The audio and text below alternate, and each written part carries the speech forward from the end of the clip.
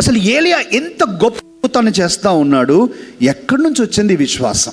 ఏలియా అన్నాడు, మీరు ఒక బలిని ఏర్పాటు చేయండి, నేను ఒక బలిని ఏర్పాటు చేస్తాను, ఎవరి దేవుడు నిజమైతే అగ్ని వచ్చి కాల్చేస్తుంది అని చెప్పాడు. సో ఫస్ట్ చాయిస్ వాళ్ళకే ఇచ్చాడు. ఆ చాయిస్ ఇచ్చేసరికి వీళ్ళు ఏమీ చేయలేకపోగా ఇంకా వాళ్ళకు అంత చిక్కట్లా, ఏంట్రా బాబు ఇట్లా అవుతా ఉంది, ఏమి జరగట్లా. అక్కడి నుంచి ఇంకా ముందుకెళ్ళి ఏలియా ఒక అడుగు ముందుకు వేసి వారిని అపహాస్యం చేయటం ప్రారంభించాడు. అంటే సీ ద బోల్డ్నెస్, ఆ ధైర్యం చూడండి ప్రియులారా, ఆ ధైర్యం చూడండి. అపహాస్యం చేయడం ప్రారంభించాడు. వారికి ఇంకా అవమానకరంగా భావించి వారు ఇప్పుడు గంతులు వేయటం, డ్యాన్సులు వేయటం ప్రారంభించి ఇంకా కత్తులతో పొడుచుకోవటం వారికి అర్థమైపోయింది ప్రియులారా.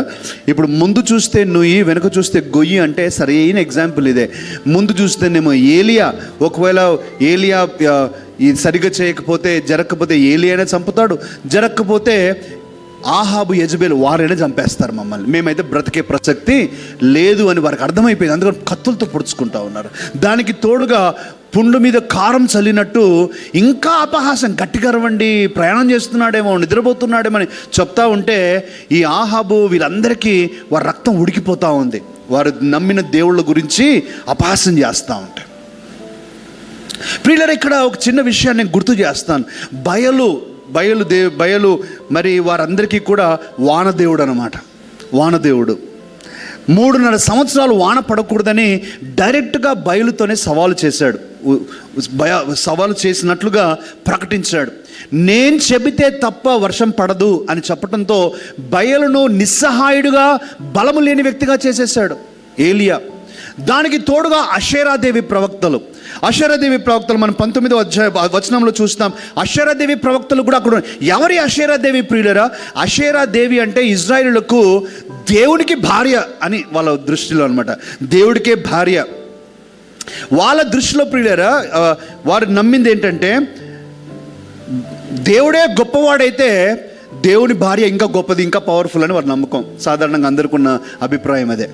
సో ఇతనే గొప్పవాడు, ఇతని భార్యనే చాలా గొప్పది అని అషేరాదేవిని వారు అందరికంటే ఉన్నతంగా పెట్టుకొని పూజిస్తారు. సో ఇప్పుడు ఇద్దరిని కూడా ఏలియా సవాలు చేసి, అపహాసం చేసి చాలా అవమానపరుస్తూ ఉన్నాడు.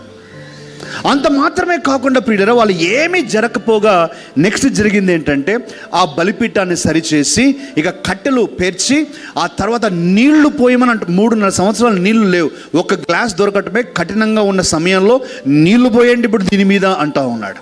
ఎన్ని నీళ్లు పోస్తూ ఉన్నాడు. వారికైతే గుండెలు రగిలిపోతూ ఉంది. అరే మేము నీళ్లు లేక చచ్చిపోతూ ఉంటే మినరల్ వాటర్తో స్నానం చేస్తారు అన్నట్టుంది అనమాట. ఇప్పుడు కింద పోస్తూ ఉన్నాడు, నింపేశాడు, తడిపేశాడు. జరిగింది ఏంటంటే చివరికి పైనుంచి అగ్ని రావటం, బలిని దహించటం, నీళ్లను ఆవిరి చేయటం, రాళ్లను కూడా బుగ్గిపాలు చేసింది. రాళ్ళు కూడా బూడిదైపోయాయి. ధైర్య సాహసాలతో కూడిన విశ్వాసము మన జీవితంలో కొన్ని విషయాల్లో కావాలి ప్రియులరా.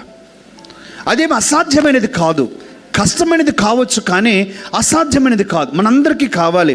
యేసుక్రీస్తు ప్రభువుకు ధైర్య సాహసాలతో కూడిన విశ్వాసం చూస్తాం. ఆయన మాటల్లో చనిపోయిన లాజరును సహితం బ్రతికి ఉన్న వ్యక్తిని మాట్లాడినట్టుగా లాజరు బయటికి రా అంటే లాజరు బయటకు వచ్చాడు. గాలిని, తుఫాను చూచి ఒక వ్యక్తితో మాట్లాడినట్లుగా గాలిని గద్దించి నీటిని నిమ్మలము కమ్మని చెప్పినప్పుడు వెంటనే తుఫాను అణిగిపోయింది. ప్రేమైన దేవుని బిడ్డలారా, there was bold faith. You need that bold. మనందరికీ ఆ బోల్డ్ ఫెయిత్ అవసరం.